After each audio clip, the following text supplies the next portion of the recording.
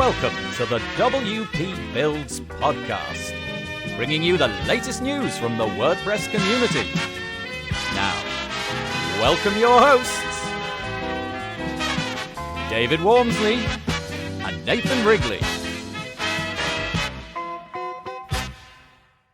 Hello there and welcome to the WP Builds podcast once more. This is episode number 166, entitled The When and Who of Marketing. It was published on Thursday the 13th of February 2020. My name's Nathan Wrigley and I will be joined in a few moments by David Wormsley so that we can have our little bi-weekly, fortnightly discussion about all things WordPress. This week it's a marketing discussion, but we'll come to that in a moment. A few bits of housekeeping before all of that. It's the usual stuff, but I like to say it anyway. Head over to wpbuilds.com/subscribe. Over on that page, you're going to find a whole load of ways that you can keep in touch with what we do over at WP Builds. There's a couple of emails that you can subscribe to. One keeps you in touch with all the content that we produce, and the other one alerts you of WordPress deals as soon as we hear about them. There's ways to subscribe to us on your favourite podcast player, which is, I think, how most of you listen to this.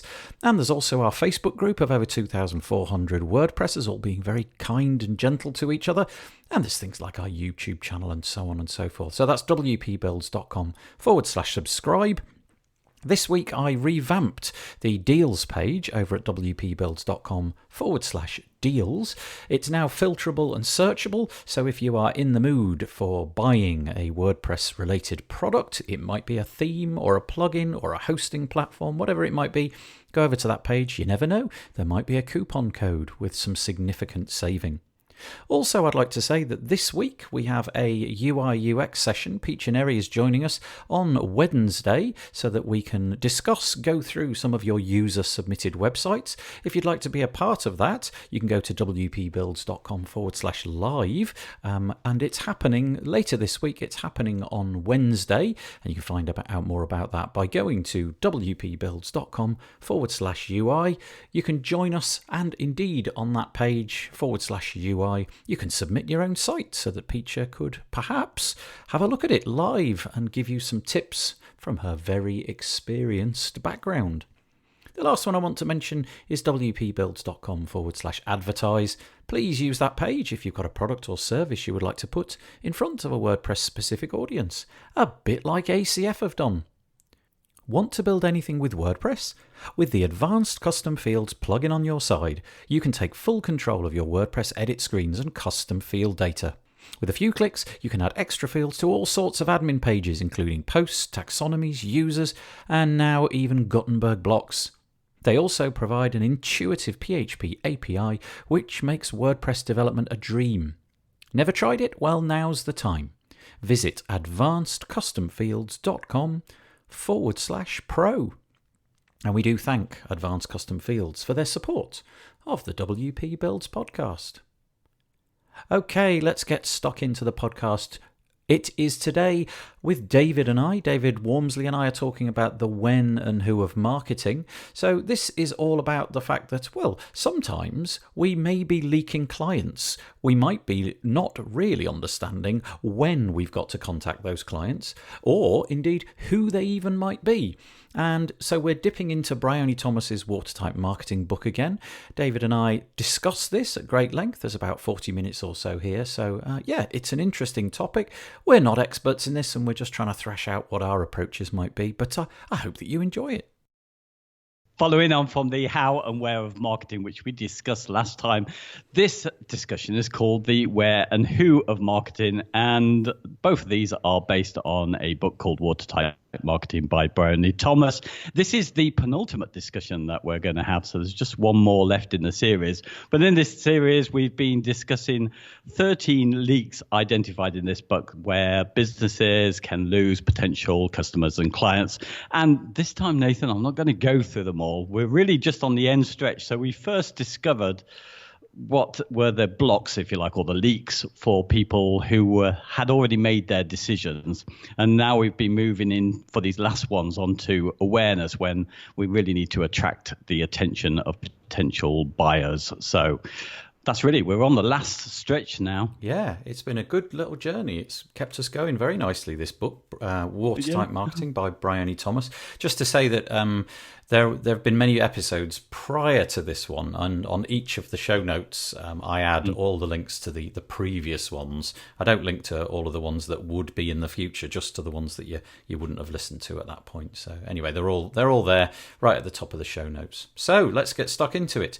The when and who of marketing. Yeah, exactly. So we were talking about this for a little while, and it was almost slightly depressing, wasn't it? Because really what we came to the conclusion was the book was saying that we just need to be around when people might be interested in looking for what we're delivering. And we need to be known by everybody, which I guess is... Yeah, and given what we do, quite conceivably, I could have a product which is available to everybody in the entire world. If I have for example, if I'm selling a WordPress plugin or something like that, that means that every single minute of every single day of the year, I could be making a sale. Whereas if, in the old-fashioned world, go back 60, 70 years, where you run a shop and, you open at 9 in the morning and by 5 o'clock everything's finished, that's really the only thing that you need to worry about. Obviously, there's the marketing around that and making sure that people know that you're around at those times. But to man the fort during those hours was a little bit easier. And, Bryony makes the point that these days you need to be available kind of 24/7, which means you need to be conscious of putting out your message 24/7. And so when you said at the top that maybe that's a bit depressing, that's where that comes from. The idea that essentially, if you want to be successful, just don't think too much about sleeping. She talks about lucky timing, and often she given an example in the book that really was just down to the fact that she would put out, she had somebody in mind as a potential client, and they didn't respond to any of the blogs that she created or the posts that she'd made in LinkedIn. But it was just that one moment, which would now consider as lucky timing, when they had something available for that potential customer when they were ready to investigate that thing that she was selling. And I think, it's really, that is the bottom line, isn't it? We have to try and, if you like, zoom in on who we're trying to sell to, but we need to start putting out sort of constant content or being around in some form or another. So that seems like hard work. But you know what? When I'm talking to clients, I think they don't think about the whens very much. Because I've had quite a few discussions about whether you should be making the telephone or the contact form or call to action the prominent thing on their website. And I'm pretty sure that a lot of the people I've built sites for have not really given it thought. They like the telephone because that's how they often get a lot of their business. But they're not really aware that their sites are often being viewed in the evening when people think, well, I'm probably not going to call you. And if they did call, they're going to get a voice message, and they're probably then not going to leave a message. Yeah, if like so us, I think, you sort of, sorry if I interrupted, apologies. No. Okay. I was just going to say that if, like us, you live on the internet and have done for many years, it's kind of just a foregone conclusion that everything's open 24/7. But going back to the example of, well, the person that owns a shop or somebody that comes to you and wants to have a website built, and they do something quite locally, they might be a plumber or something, they're probably very much in the modus operandi of, well, I work from this hour and I stop work at that hour, and I don't wish to be contacted. But increasingly, it seems a bit silly if, as a plumber, you could have a contact form which is available to at least offer some kind of way of getting in touch and saying, I would be interested in your services in the future. It seems silly not to use those things. But I get a lot of pushback from clients about those kind of things. Oh, yeah, I want my phone number on there because that's how I operate. And even people sort of saying, is it possible to sort of switch the form off at night, and peculiar things like that, sort of saying, well, no, that's not really the point. It's supposed to be there all the time, but you don't have to reply at night. You just leave it until the morning. Yeah, and I've seen certainly with that same example, because I've got the analytics on one, and they're largely doing business to business, I can actually see the good chances are that most of the people who are looking at their website are actually doing it in the UK between 9 and 5, and they're looking. So the prominence of a telephone number would seem quite high. In fact, it isn't actually on their site. I've only just kind of realized that's the case. But I definitely got a gain, actually, with my brother's site. I can use them as an example, because they give equal weighting to their telephone. In fact, that came first before the email contact on an earlier one, and the contact form was on another page. So pretty sure they were getting phone calls more. And when we moved it to kind of call to actions all through a page, which popped up a form, made a huge, in about a third increase in the business that they got. Nice. Yeah, and it's because I'm pretty sure they were doing, they were business to customer. Those customers who were looking for their services were looking at nighttime when they'd finished their working day, because they wanted something for their homes. So yeah, that's a really good point. That whatever it is that your clients are actually hoping to sell. As an example, I have still a client who does like yoga, and nobody is going to be searching for her business during the 9 to 5 period because they're all at work. And well, I was saying nobody, a very small proportion.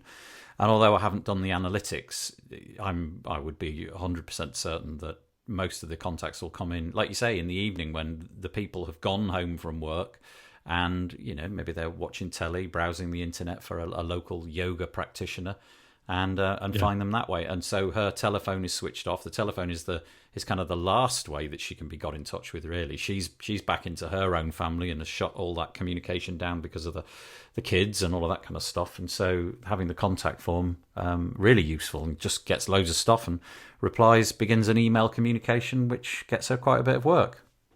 Yeah, the whens. Yeah, I think as well with at my business one, I keep thinking about the when people might be looking for us, and I could be wrong, but I do feel there's a slight seasonal element to when my work comes in. It dies for the summer, because I just think, well, certainly for those businesses who have, say, 5 or more staff, I've heard this a few times. We're just going to leave this project we want to do until everybody's back from their summer holidays, because people are off for like 2 weeks at a time and they need to be involved. So do you think there's any kind of seasonal element to your work? Yeah, it was interesting because before we started this call, before we started recording, we had a little bit of a chat around this. And because a lot of my work is seasonal, and the place where I live is what you might class as a tourist town, there's a real frenetic period of time where in the summer it's just very busy. The population of the town goes up by, I don't know what the numbers are, but let's say it doubles because all of the hotel rooms are full and so on and so forth. That's a time when the people hope to have their websites built, but equally Christmas time, which is kind of like a family time, the winter basically, and Christmas especially, is a time when it's dead. And you would have thought that would have been a time when they'd be kind of looking to get website work done, but it tends not to be the case. My busiest times, I think, generally speaking, are kind of October-ish. So in that little window between the summer madness is over and we haven't really turned our attention to Christmas, and then it goes significantly quieter throughout sort of from mid-November through till about now, actually, sort of January time. And usually the phone starts to ring a bit more and more contact forms are filled out from about now. So yeah, there's definitely a seasonality, but that's largely driven by the sort of the climate and the industries that a lot of the people where I live are in. But I guess if you're in different industries and you live in a different part of the world with a different climate, it might be entirely different. And your business might need to be open 365 days a year. I no longer maintain her website, but I had a lady who had a toy shop, and she sold, it was an e-commerce website, and she sold toys. And she basically did 90% of her annual transactions in a sort of 3-week period in the run up to Christmas. She was one of those websites where you go there because Amazon's run out and she's got it still. And so she would just sell ridiculous amounts of stock in a tiny window of time. And essentially have most of the rest of the year off. It wasn't like that. She still treated it like a business and fielded calls, but basically it was incredibly seasonal. Yeah. It's interesting what you said about October, because I told you about this, but I don't think I've mentioned it on the podcast. I did an experiment where I set up a kind of niche. So I made some templates, if you like, of B&B and guest house and kind of small hotel templates. And I sent this out to a whole bunch of people as cold calling. And I actually timed that thinking this is going to be the end of their season. I'm putting it for October to see what's going to happen there and send stuff out. It was absolute fail.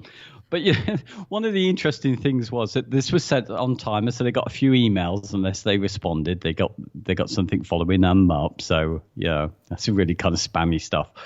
But it did no good. But it's only I think it was a couple of weeks ago, or one of those contacted me. So this is from October.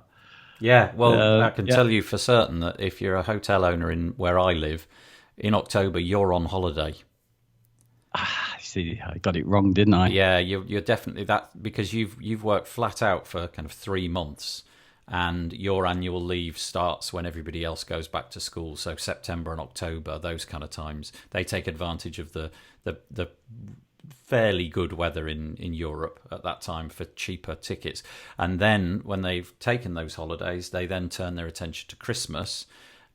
Family stuff, and then when that's all done, we move into January, and now it starts to warm up. So maybe there's an opportunity to send that exact same sequence out again to, well, should we say, some different people, and see what happens. I could probably say, I think I could send it to the same. It was quite a fascinating, this is off what we're talking about today, but it was really interesting just how few responses I've got. And this was an email that was sent out, which you could read as potentially as somebody wanting to use their hotel or something. It could be a booking. I was so stunned at how many were not opened. Yeah, well, yeah, they holidays. You have your answer. Anyway, getting back to this subject, one of the things that I think prevents this being a kind of a workable solution, the idea of being on 24/7 and what have you, is that you need to be, nobody can be so focused. Well, I say nobody, there's not many people that can be so kind of strict with their calendar that they can push out this meaningful content on a regular basis. How many times have you heard stories of clients who desperately wanted to have a blog, and you've told them the benefits of blogging, and you've told them the benefits of putting content out, and you look at the site, and the first couple of weeks they totally do it. They absolutely mastered it. They've got the post, and they've written some long form content, and there's maybe a video or two in there and some images, and then you go back a month and it's utterly dried up and it never goes anywhere. And that's just the problem with all of this, is getting that content on a schedule is just a nightmare. So it brings forward other possibilities where you write a whole ton of content in a very short space of time and then drip it out. The problem that I would have with that is just targeting the wrong time of year. So in the example of your card business, presumably you'd be writing content about Christmas cards, I don't know, in July or something like that, so you had loads of Christmas content ready, and yet you wouldn't be feeling Christmassy in the slightest, which is kind of strange. Yeah, no, that actually happened. So we had the greeting card business that was selling cards online, and I think I understood something about the type of people we were selling to. So we were selling arty cards to, kind of very cultured middle class people, and we really couldn't get some of the cards because we were ordering them from a supplier until they were kind of quite late-ish. But people were ordering last year's cards because they were trying to get ahead already. These were the type of people. And we learned that we had to get our cards online much quicker than we thought we should do. It didn't seem right to be putting this stuff out for Christmas so soon. But that was just the nature of the people. They were just very organized type of people who knew they wanted to get ahead. Yeah, I guess there's other options though. It doesn't have to be just writing content and blog posts. There's a whole slew of different things that you could be doing. So it might be that you regard your Twitter feed as your primary way of marketing. Just constantly dripping out messages about what it is that you do, and I don't know, posting little videos of things that you and your business have done. Or it might be running a Facebook group or having a Facebook page and updating that. But it still all comes down to the fact that you've got to just keep creating this stuff. And as Bryony says, eventually, hopefully, one of those bits will hit. I'll tell you what, it's really interesting. With now, we're well over 160 episodes on WP Builds. It is always fascinating when you just get some random comment in the email or maybe on the post itself from an episode which was, I don't know, from 2 years ago or something like that. And somebody, for some reason, has just picked this one up and has listened to it and has had something that they wanted to add about it. And in my life, because I've never been good at creating content for my business, WP Builds is the only time I've stuck at creating content.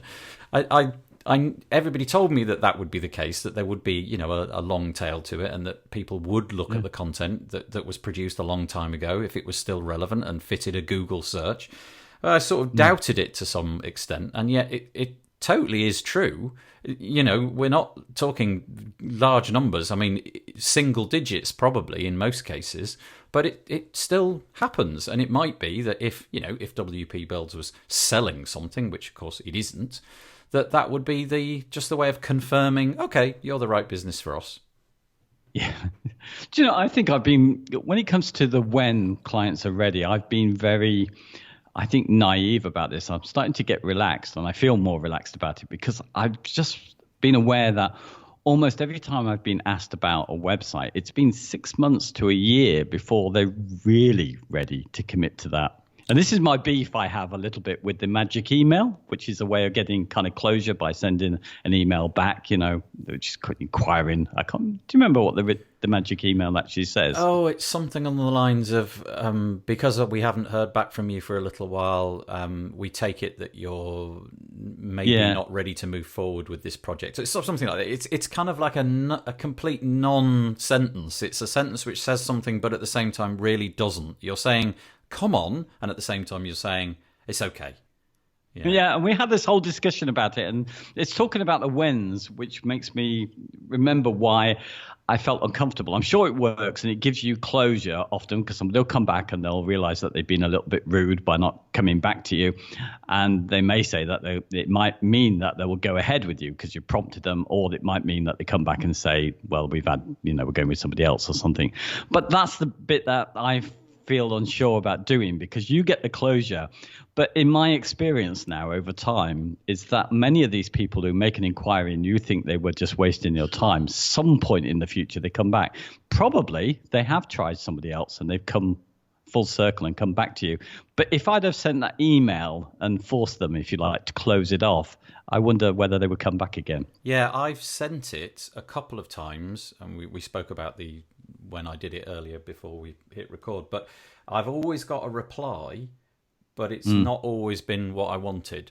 Exactly what you said. It sometimes has come back with oh yes, sorry, I'm just getting my ducks in a row, or well, that's fine, yeah, I'll get back to you when I'm ready, or something like that. So I agree, and I completely agree with your sentiment that it's 6 months. I mean, I don't know if 6 months is the exact number. Anecdotally, in my head, it feels like it would be a little bit less.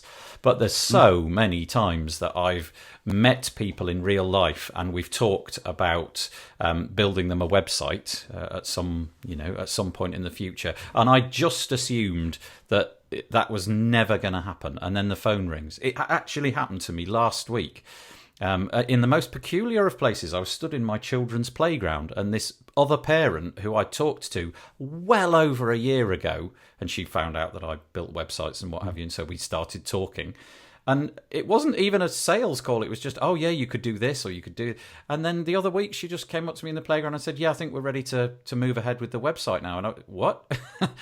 Really? Okay, right. So anyway, that hasn't happened yet. I'm waiting to see if, yet again, there's another 6 month delay. But totally out the blue. Really can be a long time.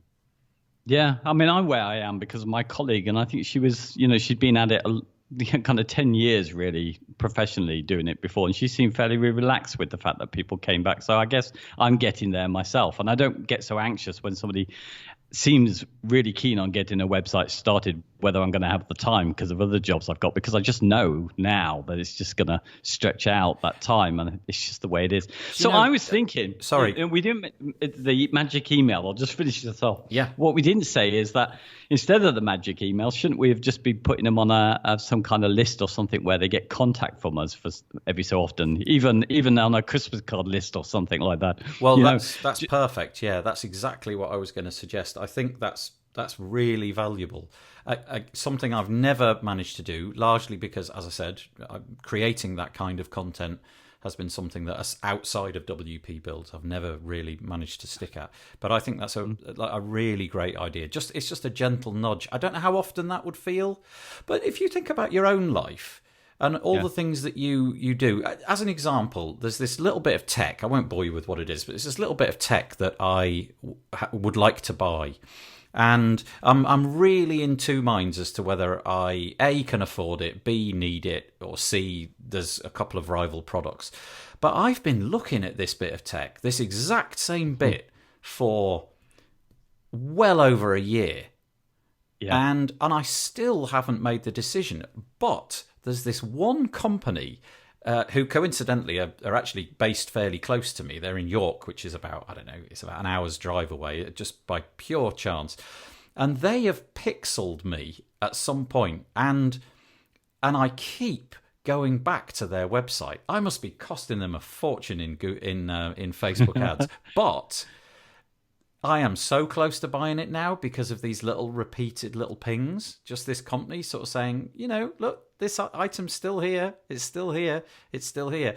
And so I think your idea of putting them on a sequence, just massaging, giving them useful tips, and I think that's the point, right, is to give them content as opposed to give them a sales email. Just give them content around what can be done with a website. I think that would be gold, and I'm sure it would convert over time. But the problem is it's so unmeasurable, and you just don't know. But it's the opposite to what we often say a lot. We're trying to get rid of the tire kickers, the time wasters and stuff like that. You just think, well, maybe flip that on its head. Maybe I'm now coming to the conclusion most of them are like that. They appear like they're tire kickers, but at some point they will come good. They will purchase. They will get on with it. Yeah, and if you think about it, what possible reason do they have to be in touch with you between the point at which they worked out that, yes, you build websites, and yes, you can do what we need to do, and yes, the price is right, all of those things that presumably they've worked out at some point in the past, and you've given them some, and then they go completely silent. What possible reason have they got to talk to you until the moment where they're very, very, very much closer to actually deciding? And the answer is probably mostly none. There's no reason. So you can't really expect them to be phoning you up saying, yeah, we're still interested in that website. Just wait a couple of months. We'll be all there. Don't worry. They're just, well, I wouldn't. Yeah, exactly. Do you know, I have this I've mentioned this before, this little Facebook group, which I've made for clients to try and feel like I'm, still around and we do services. And it's not really taken off. I haven't put enough effort into it still. But I knew before when people have passed on somebody to kind of join these, I made it open, and I haven't at the moment. And I'm thinking, should I do that? Should I welcome people to come into this group to just talk about their website issues anyway, because they will remember me, and they could be potentially clients because I'm going to put other content up there. Should I just be welcoming those people? And then I've got the other side of it, which is why I decided not to do that, is because there's such a high number of people in our profession who think they can just pick our brains for free and do the job themselves. Yeah, I think there's also a slight danger. I remember when you said that for the first time, that you've got a Facebook group of clients. I remember thinking, whoa, that's interesting, but not something I would do. Because from my point of view, I'd be too worried, not only that they were going to pick your brains for free, but also it kind of feels to me like it's crossed some boundary a little bit of familiarity. That I'm really overemphasizing that. I don't mean that as in quite as so severe as way as it sounds, but I like to keep like a bit of a separation. You know, I'm over here building your website, you're over there, you're the client, and we'll do all the formal communications through my software of choice and all of that. And I've set all that process up at the beginning, so I want to keep that going. But your model for having clients is so very different to mine that if it works, great, go for it. I mean, it could as easily be a forum on a WordPress website, or it could be something in, you know, a little collection of things going on in LinkedIn. It's I think for me, it's the nature of interactivity with that is peculiar. Whereas, I don't know. Yeah, I don't know it's never taken off anyway. It's just been, in fact, it's the kind of stuff I wouldn't put in client reports. Like I've updated them to the latest PHP, which is really tedious, and I've even shared a video of the book we're talking about as well, because you know this might be worth 45 minutes of their time for their business. You know, things like that. You know, it doesn't get much dialogue or anything really. Are you going to pursue that though, in the sense that you say it doesn't get much engagement? Is that because you don't engage with it very much, but when you do you get any engagement? Are there enough numbers in there to make it worthwhile? No, there isn't really. It's just a few people in there. But it has made me wonder whether I should kind of expand, which was the original plan with it, just to kind of answer friends of friends questions about WordPress. And but then, of course, it stops being the clients group, doesn't it, where I'm updating them on their services, things that we're doing. It kind of feels to me that if you're going to make content about WordPress, would it be better to have that in more open format, you know, in the same way that you've made a whole heap of videos before that's just, you know, it's not in a group, it's just publicly available on YouTube. That feels like that may be a more useful thing to do. I don't know, because then lots of other people can find it, and especially not just your clients, but people who might be your clients in the future. Yeah, no, you're absolutely right. But in a way, what I was thinking, this is I could open it up to what it initially became, where there was a few people who had just joined because they'd heard that I did what I did, and they wanted basically they were happy to talk about the problem that they had. So in a way, it was almost like publicly pitching for their work almost there, because they were asking me how they could fix a certain issue, and before everybody, I'm answering their question. You know, so it's more personal than putting out content as such. But anyway, I don't know if it's a good idea. There is one of our friends, I won't mention them, who does have a group like that. It is expanded upon. They do offer WordPress help, I think, to the more general public, or they invite anybody who they might have had some indirect contact with, or perhaps they allow their friends to invite other people to come to them. So maybe they use that as a tactic. I've never talked to them about it. It's an interesting idea, though.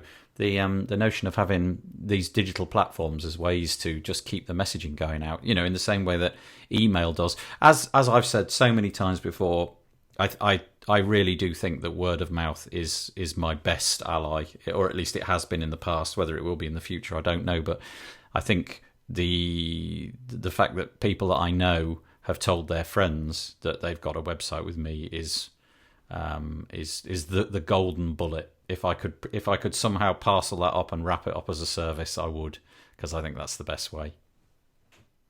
Yeah, you've just beautifully segued into leak 11, really, isn't it? Not being known. Yeah, word of mouth. It's about, because people make their decisions often first by asking those around them who they could recommend. That's kind of one of the leaks we need to plug. So, you know, it's interesting. She mentioned something. I mean, largely she's talking about the power of referrals, which is where I think most of us get our work from, isn't it? Yeah, well, certainly I do. Yeah, the vast majority is from referrals.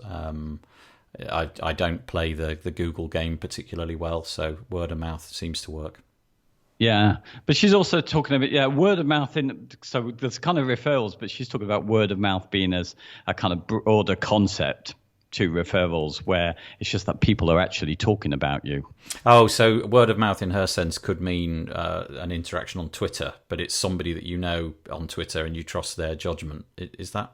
Yeah. Yeah. Okay. Yeah. Well, she's got a whole list in her book. We were just reading through them before, wasn't we? Where she was suggesting how you can kind of be a person who gets talked about by kind of putting out content that's, thought-provoking questions that you ask in certain places. Yeah. Starting a debate, which is what we're intended to do in our discussions in the future. And all that kind of stuff, being controversial. And one of the other points which you liked the most was ride a common theme. So keep talking about stuff that's in your industry. Yeah, I think if you can, I think the message, the reason I say that is because the only experiences I have, and this is not me I'm talking about, this is just other people that I know who've been really remarkably successful at this idea of getting word of mouth via online forums, is when people have just banged the same drum over and over again. In other words, they're not trying to be a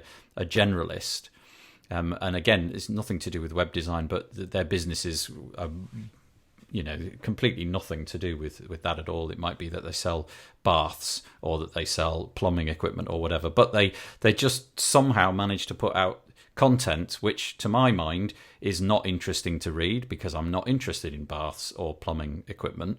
But if you're into that, and there's this guy or this lady or this company that just keeps pushing out content that's helpful and interesting and well written and timely, I see that as a fabulous area to put your efforts in. But you got to keep going at it, and it may, in the end, you may sort of have lots of self-doubt and whatnot because you just keep going on about the same thing. But in the end, I think you get it. You only have to look at people who are successful in the WordPress space. Let's say, for example, on YouTube.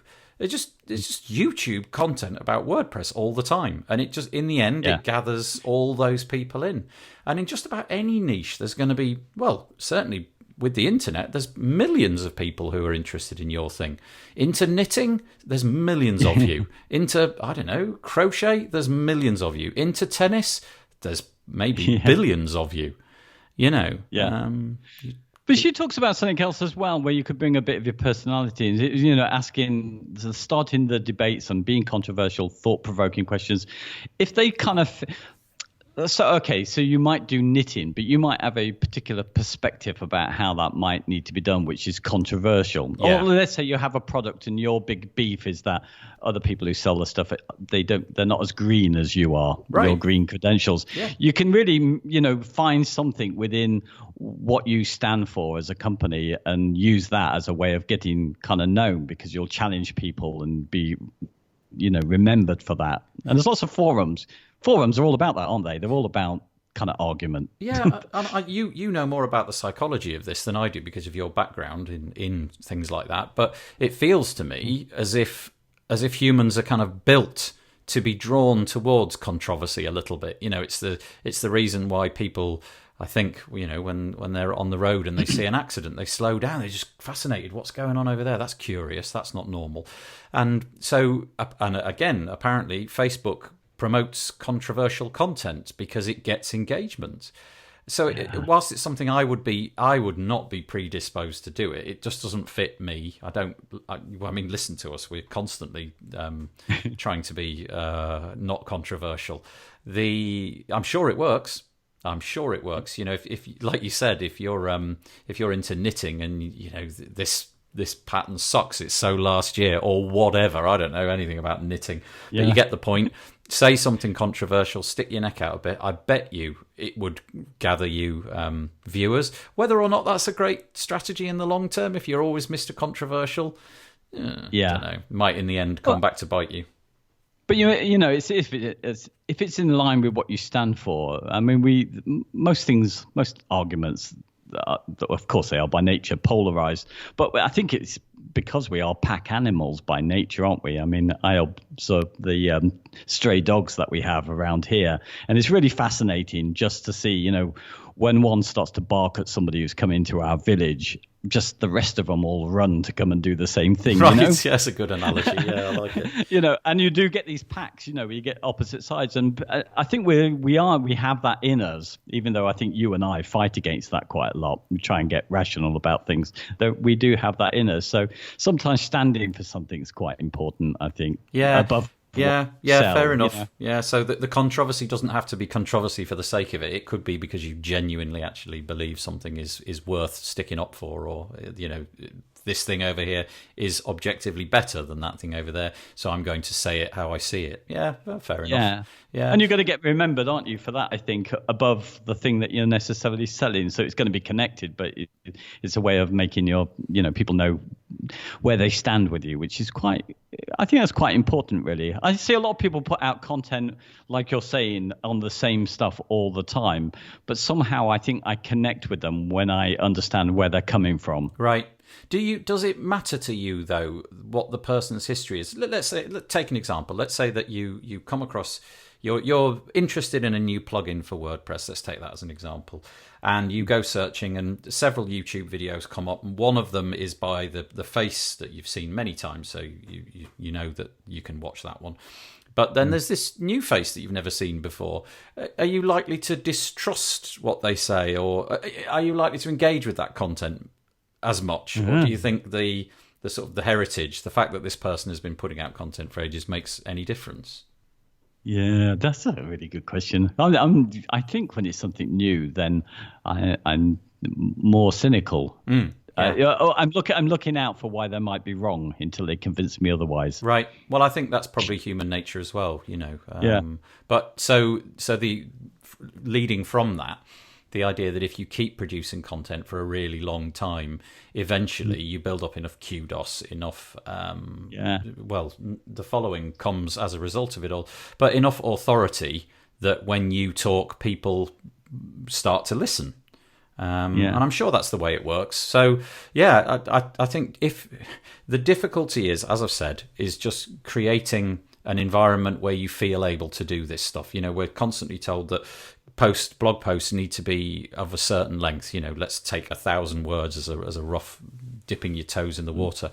That's not easy to do. Writing 1,000 words it will take me well over an hour, and that's when I'm ready to write.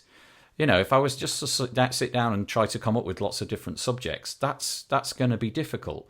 But I think it's worth it, and I'm sure that there are countless stories from people listening to this who've got clients who have produced content regularly and have just been able to absolutely win in their little niche because of that. Yeah, absolutely. I mean, this book is talking to business people, I think, and I think it's really important that they understand kind of debate or being social, really, I guess, when they're on the social networks, because most of the businesses I know set up their social networks, they still see it as an advertising platform and they don't engage in any conversations. I'm terrible at this. The only time I did it with our old greeting card business, I simply asked the question, how do you put a greeting card in the envelope? Is the image kind of the first thing you see when you pull it out at the back or the front end? And started a debate off of that. Right. People love that because they could just take one side or another. It's the only bit of successful Facebook page marketing I ever did. But again, it's based around this. You know? Do you think because we're talking about the who in this case, do you think the who, as in the specific person, matters as well? So as an example, if you publish content, let's say on LinkedIn or YouTube or Twitter or what have you, and it's coming from the company name, that feels to me far more clinical and boring than if it comes from an employee.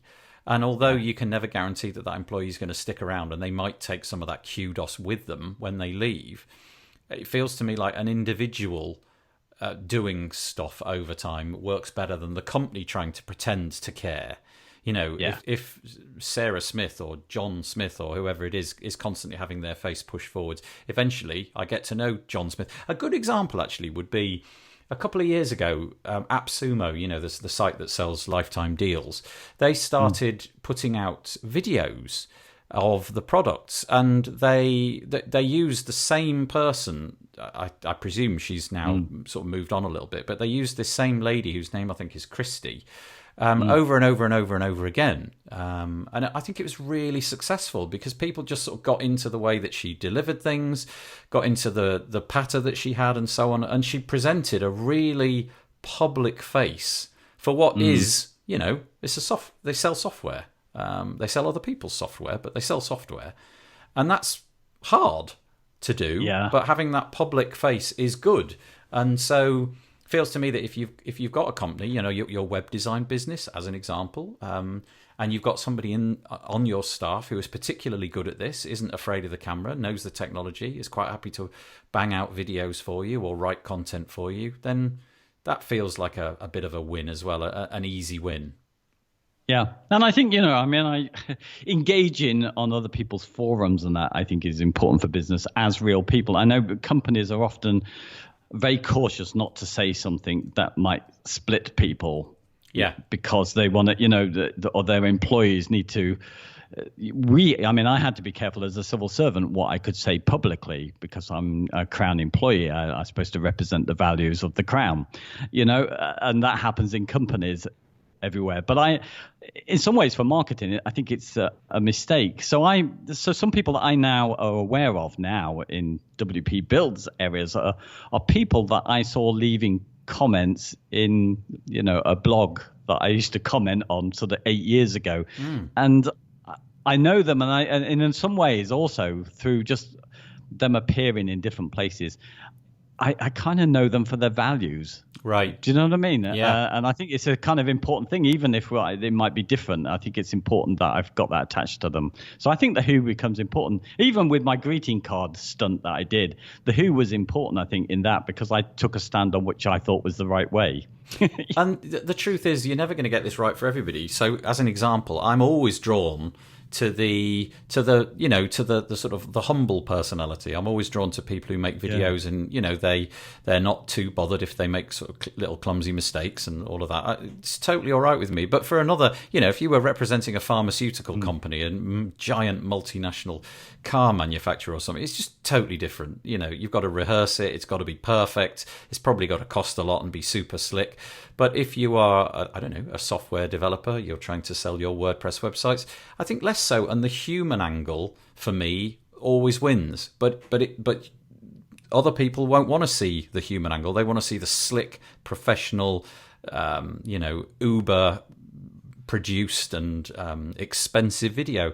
So I don't think there's a right answer to creating content. There's just finding your stride and finding out what gels with your audience. And I suppose that's the hard part. Is working out what sort of tone to have. Is it going to be? Are you going to adopt a sort of a humorous personality? Are you going to go for really serious and professional? All of these things will hit some people. I mean, goodness knows if you can figure out a way to get to everybody all the time, fabulous, well done. But I think that's going to be a tall order. Yeah, you reminded me of a fabulous bit of marketing that went out, and it was for a company that produced sanitary towels. Right. And they were part of a bigger organization, so they didn't have a CEO. But somebody had wrote some comment about how the advertising was all, lots of women bouncing around and enjoying life with sanitary towels and lots of images of water. And the whole business is, menstruation is a bit more messy than that. And they did this wonderful campaign. They did this whole ad where they invented a CEO replying. Did you see it at all? No, I don't remember this one. It was such a funny video. And they showed, yes, we've skirted over the issues. We agree with you. But this is what happened when we brought people in. And they show all these men crying at the reality of the situation with women's menstruation cycle. And then we couldn't put this out in the public. It was a fabulous bit. They just invented this. But it was like they took it was the last thing you would expect a company like that to do, and it was kind of honest, and it was the opposite to what their general marketing was all about, and they humanized it. It was a fabulous bit of marketing. It is interesting when large corporations somehow manage to grab onto something where you feel a personal connection with them. That is gold, isn't it? John Lewis, I don't know quite how they managed to do it. There's this retailer in the UK called John Lewis, and every year they spend an absolute fortune trying to pull the heartstrings of people at Christmas time, and they do it really well. Year after year, they produce these adverts to the point where the advert every year is now a talking point. What's the John Lewis? It's a bit sad, really, but it's what's the John Lewis advert going to be like? And so that content is gold, but boy, that must take a lot of getting used to. I think when you come across that moment, probably more by accident than anything else, really write it down and I suppose milk it for everything it's worth. Yeah.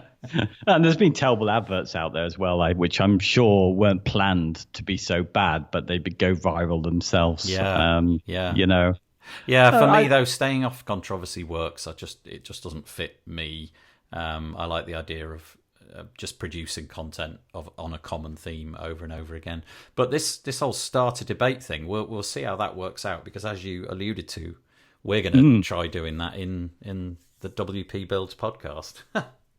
Yeah, exactly. We've got one more of the leaks to go through in this series, and then we're on to debate. So I'm really looking forward to that. Actually, speaking of which, if you are still paying attention to this podcast, do tell us what you'd like us to debate. It's obviously got to be something to do with WordPress, and clearly something where we're not going to put anybody's nose out of joint or force David and I to have a fight. But it would be quite nice to have some. The idea being that we've had these discussion episodes going for ages, and might be nice to have a sort of adversarial tone. Maybe that's the word. But let us know. There's a post in the Facebook group.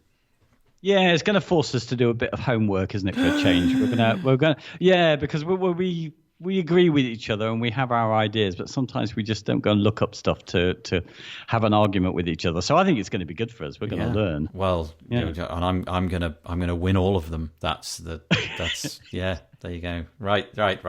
So controversy begun, but that's not until we've got one more of these episodes out the way. So should we knock it on the head for this week? Indeed. It's done and dusted. You see, I've got my own catchphrase now. Ah, very nice. Well done, David. I'm going to say, enjoy, and we'll see you next week. Well, I hope that you enjoyed that. I always enjoy chatting to David Wormsley.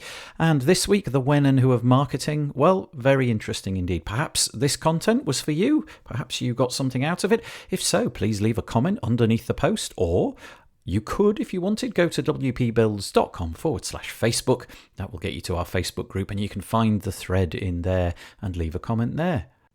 The WP Builds podcast was brought to you today by WP and Up.